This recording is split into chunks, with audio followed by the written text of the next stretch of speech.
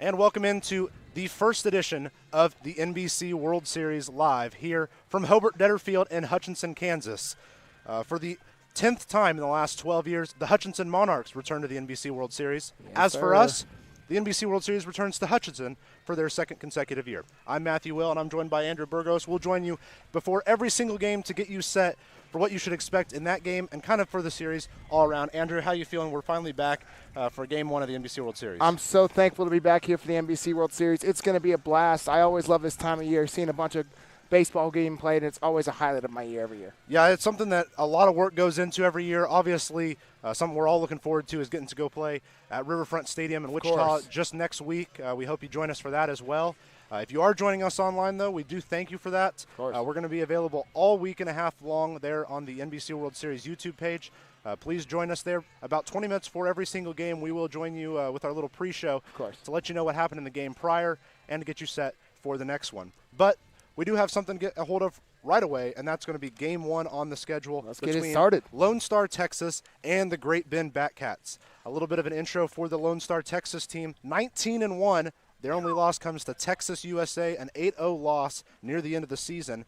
Here's the craziest thing about them. 194 runs scored, 39 runs against for a plus 155 run differential. That might be the most impressive thing about this team. That gives you a Seattle Studs, Cheney Diamond Dogs type vibe, and with those runs and how hot they were coming in, I think they're going to make a pretty long run here in this series. And they come out of the Syntex Collegiate Baseball League in Texas, and there were a couple teams in that league who seemed to have good years. So it's not like they were playing in a really weak league. They had 7 different shutouts throughout the year as well.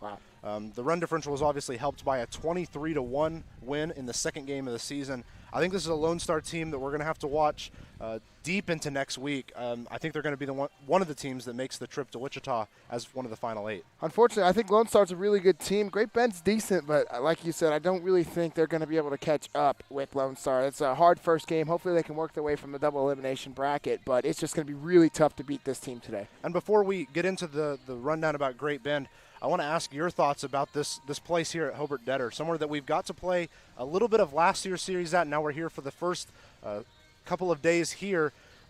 It's a ballpark that seems to be kind of fit for something like this. A small atmosphere, something that the fans and the players are going to have really close connections. Right. We've got a bracket board out here that the players are going to be able to come put their names from one game to another. A lot of cool fan interaction capabilities here at a small stadium. I love this place, and the city of Hutch has done such an amazing job here for the NBC World Series. The vibe here is a lot different. It's a lot closer. Like you said, the player interactions are super fun. Just the prices for everything here is fit for a tournament like this. So the city of Hutch has done a great job to make this place amazing for this World Series. And if you are planning on joining us at any day of the series, you can buy tickets. The easiest way to do that is going to be going to NBCBaseball.com and select any of the banners that say buy tickets here.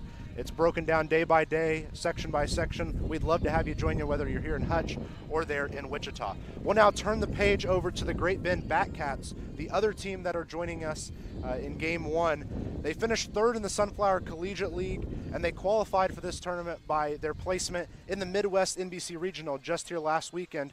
You've obviously had a little bit more connection to the Sunflower than I have. Right. What introduction can you give us about the Great Bend Batcats? Great Bend is a very grind team. They never give up on Great Bend. They have a chance, even if they're down, they'll come back and try to win the game. They're really energetic. It's a great team to see, and they've always fought really hard. A game against Hutch that they have, who we'll see later in this World Series as well. They've made sure to grind and grit and keep on pushing to try to advance, and I'm very thankful that they made it, and I thought they'd make it by the beginning of this year as well. Well, Great Bend comes in with a 27-15 record, and one of the things that really stands out about this team is Zane Spinn. He comes in with the 4th best average in the Sunflower Collegiate League at a 377. He was 3rd in RBIs at 35.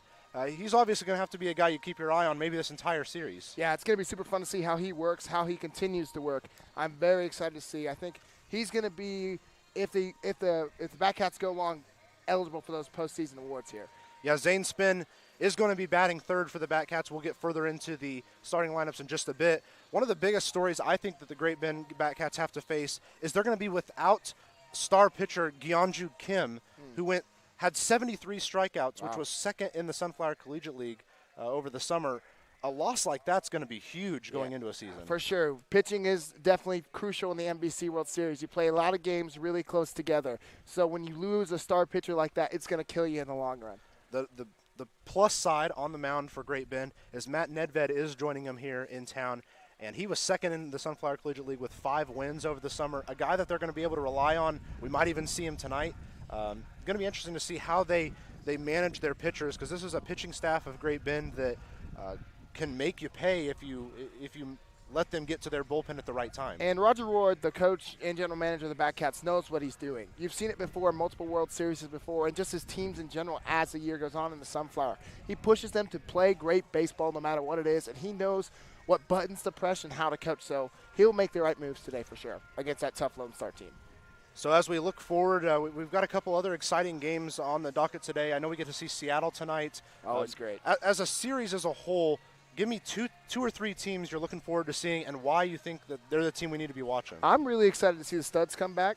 I think they really wanted to make it last year, just couldn't make it happen, unfortunately, because COVID. But I'm really excited to see them. Of course, always good to see Santa Barbara, the returning champs. I think they'll come back with really well. And I'm also really excited to see this Puerto Rican team as well, to see what they bring to the World Series as well. And just one time in the last 10 years, a team other than Santa Barbara or Seattle has won, right, and it was the Kansas Stars. Exactly. If that doesn't define dynasties, I don't know what does. Exactly. How does any of these other teams come over and take a championship from Santa Barbara or Seattle? They have to come in here knowing, they have to come in here with the mindset, like, listen, they're going to be tough, but we're better.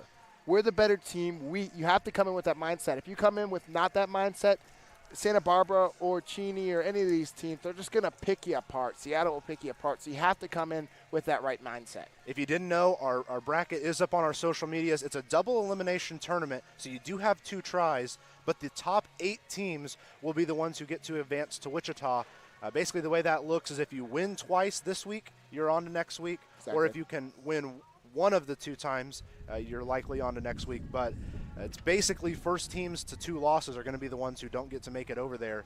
So there's not a lot of time for error, especially when you have such a huge bracket like this. Exactly. Because Santa Barbara is obviously going to be the team to worry about up top. Seattle's going to be the team to worry about on the bottom. It's a good year. It's a really good year. Really well formed. Yes. I think the matchup to be watching for, Seattle could potentially play Hutch, I believe in round 3 it is. Wow. And that would be for the chance to, or that would actually be a opening night in Riverfront if they could play each other. That might be one of the games of the tournament if Seattle and Hutch end up playing. And if you're in the area and you can make it to the Hutch game, make it. This place is going to be packed. It's going to be super fun to watch, and we'll make sure to show it on the stream as well, the dynamic here. But Hutch usually on a normal year, on just a regular season game, usually brings about 450 fans here.